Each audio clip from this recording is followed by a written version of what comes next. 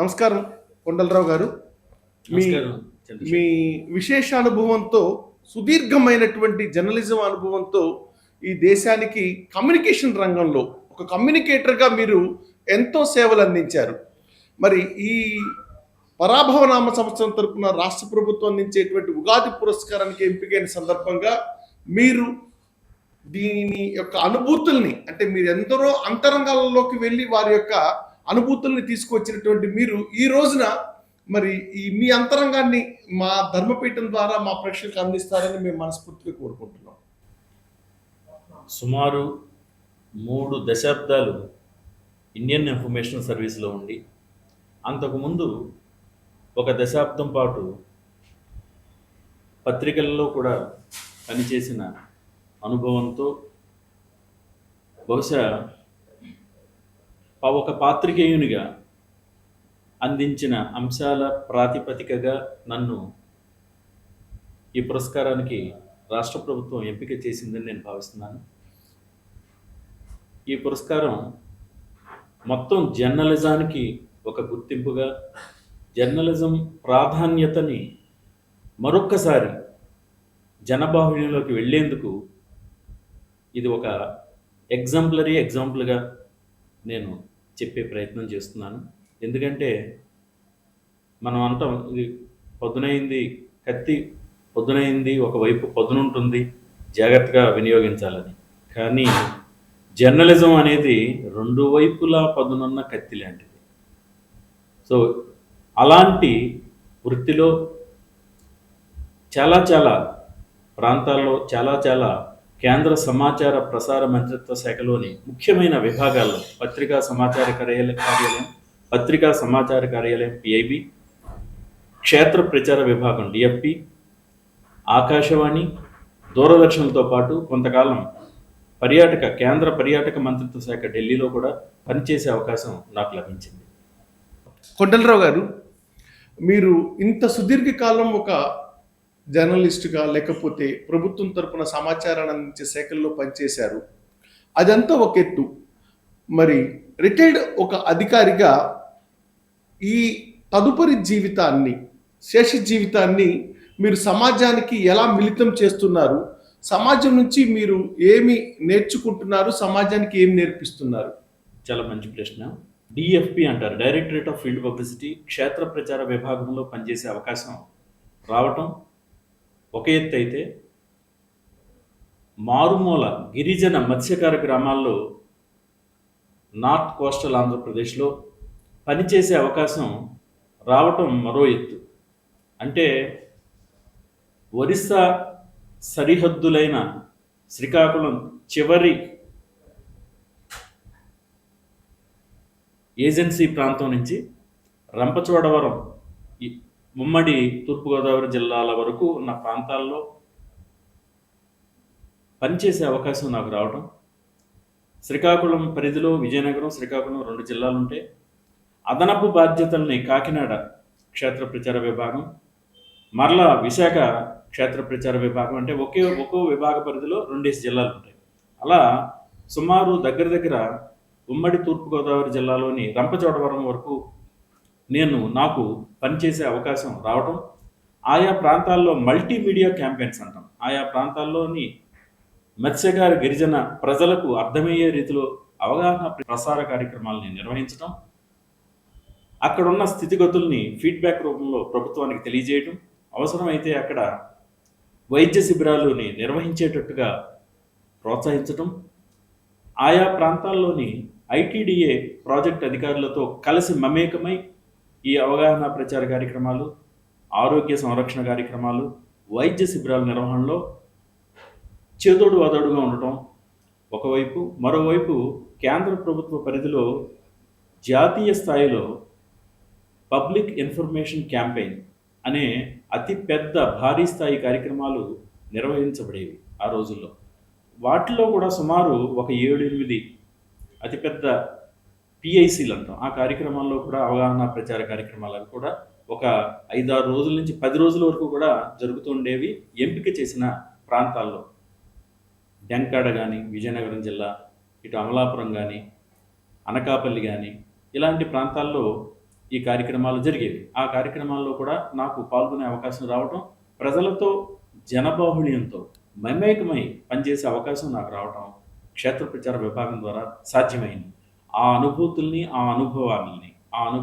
అనుభవాన్ని నేను తర్వాత మిగతా విభాగాల్లోకి వెళ్ళినప్పుడు పిఐబికి కానీ, ఆకాశవాణి కానీ, దూరదర్శన్ ప్రాంతీయ వార్తా విభాగాల్లో పనిచేయడానికి ఈ గ్రాస్ రూట్స్లో సముపార్జించిన అనుభవం నాకు అక్కడ చాలా మంచిగా ఉపయోగపడింది అని చెప్పాలి.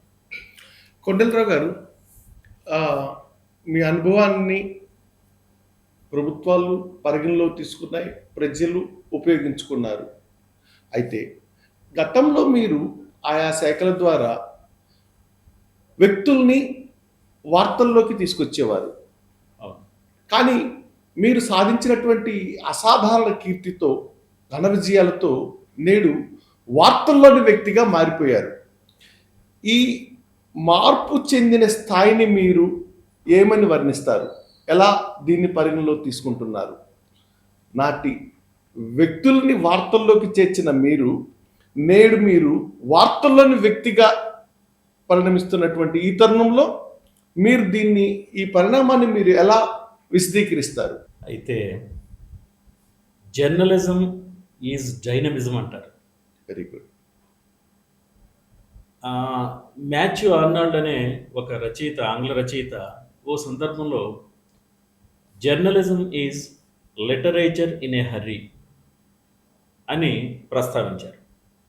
ఏది ఏమైనా కూడా ప్రతి విషయంలోనూ, ప్రతి అంశంలోనూ, ప్రతి దేశంలోనూ ఆ దేశ పరిపాలనలో కానీ, ఆ దేశ అభివృద్ధిలో కానీ ప్రజలకు అనుసంధానమై ఆ దేశ పరిపాలన సరిగ్గా కొనసాగుతుందో లేదో అని గమనిస్తూ ఒక వాచ్ డాగ్ లాగా పనిచేసేదే జర్నలిజం పత్రికలు. కానీ ఈ విధంగా ప్రతి అంశం గురించి పరిశోధన చేయటం, ప్రతి అంశం గురించి తెలుసుకోవటం, ఆ తెలుసుకున్న విషయాల్ని ప్రజోపయోగంగా మలచటం అనేది జర్నలిస్టు ప్రధాన బాధ్యత. అయితే మరి ఇంతమంది ఇన్ని పత్రికలు ఉన్నాయి, ఇంత జర్నలిజం పరిడవిల్లింది ప్రపంచవ్యాప్తంగా, అయినా మార్పు వచ్చిందా అనేది మనం ప్రశ్న వస్తే అది ఒక $1 మిలియన్ క్వశ్చన్గా మనం చెప్పక తప్పదు. సమాజంతో పాటు జర్నలిజం కూడా ఆ ప్రవాహంలో ఇది కూడా ప్రవహిస్తూ ఉంది, ఆ ప్రవాహంలో ముందుకెళ్తుంది. కాలక్రమంలో కొన్ని దేశాల్లో జర్నలిజం ప్రభావం చాలా ఎక్కువగా మనం చూసాం. దేశాల యొక్క అధినేతలు కొన్ని దేశాల్లో మీరు చూశారు, పరిపాలన సక్రమంగా లేనప్పుడు, ప్రజలకి బరువైనప్పుడు వారి పరిపాలన వారిని ఆ పీఠాల నుంచి తప్పించి తొలగించిన సందర్భాలు కూడా జర్నలిజం చేసింది.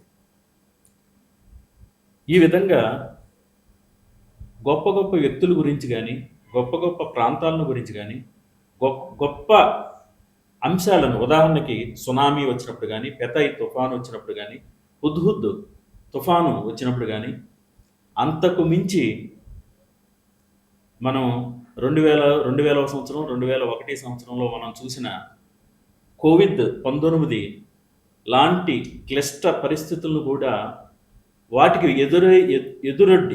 ఎదురెళ్ళి ప్రజల్ని చైతన్యవంతుల్ని చేసిన వాళ్ళు కూడా జర్నలిస్టులే అనే విషయాన్ని మనం గమనించాల్సిన అంశం ఎంతైనా మనం తప్పకుండా ప్రస్తావన చేయవలసిన చాలా గొప్ప విషయంగా నేను చెప్తాను.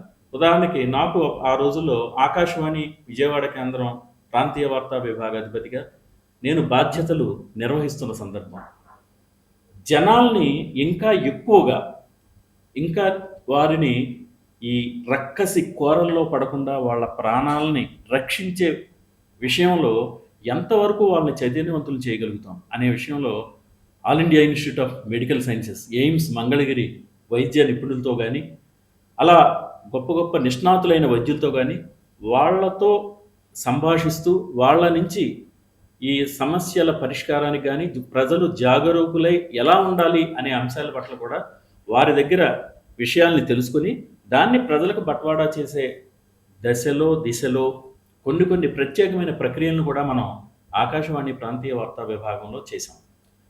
ఏం చేసామని మీరు అడగచ్చు. ఏం చేసామంటే వార్తలు 10 నిమిషాలు నిడివితో ప్రాంతీయ వార్తలు ఉంటాయి. ఆ ప్రాంతీయ వార్తల్లో ఆ 10 నిమిషాల్లో మొదటి 5 నిమిషాల్లో ఒక జింగిలు, రెండో 5 నిమిషాల్లో ఒక జింగిలు. 8 సెకండ్ల నుంచి 18 సెకండ్ల వరకు. 8 సెకండ్లు ఉన్న జింగిల్ అయితే ఒక వాయిస్ వెళ్తుంది. Either male voice or female voice ఎవరో ఒకళ్ళది. రెండో జింగిల్లో 18 సెకండ్ల వరకు 17 నుంచి 18 సెకండ్ల వరకు ఉంటే మేల్ వాయిస్, ఆడ వాయిస్, మగ వాయిస్ ఈ రెండిటితో పాటు చిన్న చిన్న సంగీతాన్ని కూడా జోడించి వినసొంపుగా మనం జనాల్లోకి తీసుకెళ్ళిన దానికి అత్యధికంగా ప్రజలు దానికి స్పందించారు, ప్రతిస్పందించారు. జనబాహుళ్యంలోకి చాలా తీక్షణంగా వెళ్ళినాయి. అలా వార్తల్లోకి జింగిల్స్ని చొప్పించి ప్రసారం చేయటం అనేది నాకు తెలిసి ఒక అరుదైన ప్రక్రియ. ప్రపంచ బ్రాడ్కాస్ట్ చరిత్రలో ఇది ఒక రికార్డుగా చెప్పక తప్పదు. అలా మనం చేసిన జింగిల్స్ సుమారు 14,500 సార్లు ప్రసారమైంది. ఇది కూడా ఒక ప్రపంచ రికార్డు. ఏ బ్రాడ్కాస్ట్ చరిత్రలో ఏ ఇతర సంస్థలు కానీ, ఏ దేశాల సంస్థలు కానీ ఇలాంటి ప్రక్రియ చేసినట్టుగా ఎక్కడా ఉదాహరణలు లేవు, చరిత్ర లేదు. ఆ విధంగా అంటే నేను ఎందుకు చెప్తున్నానంటే ఈ ఉదాహరణని, ఇదే అంశాన్ని నాకు నాగార్జున విశ్వవిద్యాలయంలో యూనివర్సిటీ గ్రాంట్స్ కమిషన్ వారి జాతీయ స్థాయి సెమినార్లో నేను ఉదాహరణలుగా దీన్ని కోవిడ్ సమయంలో పబ్లిక్ బ్రాడ్కాస్ట్ ఎలా పనిచేసింది అనే అంశం మీద నేను ప్రస్తావించడం జరిగింది. దానికి సంబంధించి ఆ రోజు అక్కడికి వచ్చిన chairperson of the particular national seminar ఆయన చాలా స్పందించి దాని మీద ఒక 10-15 నిమిషాలు మాట్లాడడం, ఇలాంటి అంశాలు ప్రజలకి వెళ్ళాలి, చేరాలి, ఇలాంటి ప్రయోగాలు జరగాలి అని ఆయన చెప్పిన విషయాన్ని కూడా నేను ఇక్కడ ఉటంకించే ప్రయత్నం చేస్తున్నాను. ఎందుకంటే జర్నలిస్టు ఏం చేస్తాడు, ఏం చేయగలడు అనేదానికి ఇవన్నీ మంచి ఉదాహరణలుగా ప్రస్తావించక తప్పదు. ఎనీహౌ మీరు మరి ప్రపంచ స్థాయి ఆదరణ తీసుకొచ్చేటువంటి జర్నలిజానికి మీరు ఒక కేర్ ఆఫ్గా, అంటే ఈ జింగిల్స్ రూపకర్తగా మీరు అనేక రికార్డులు సొంతం చేసుకొని తద్వారా మీరు ఎంతో ఖ్యాతిని ఆర్జించారు. మీ యొక్క కష్టాన్ని గుర్తించి రాష్ట్ర ప్రభుత్వం ఈ రోజున మీకు ఒక మంచి పురస్కారాన్ని అందజేయబోతుంది.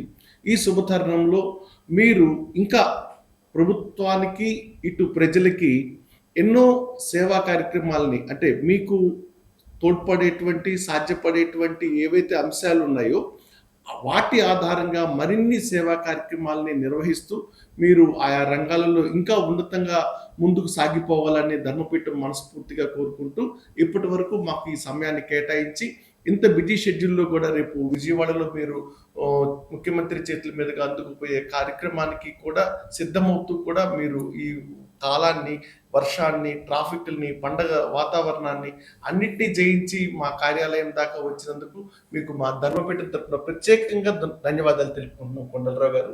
ధన్యవాదాలండి చంద్రశేఖర్ గారు.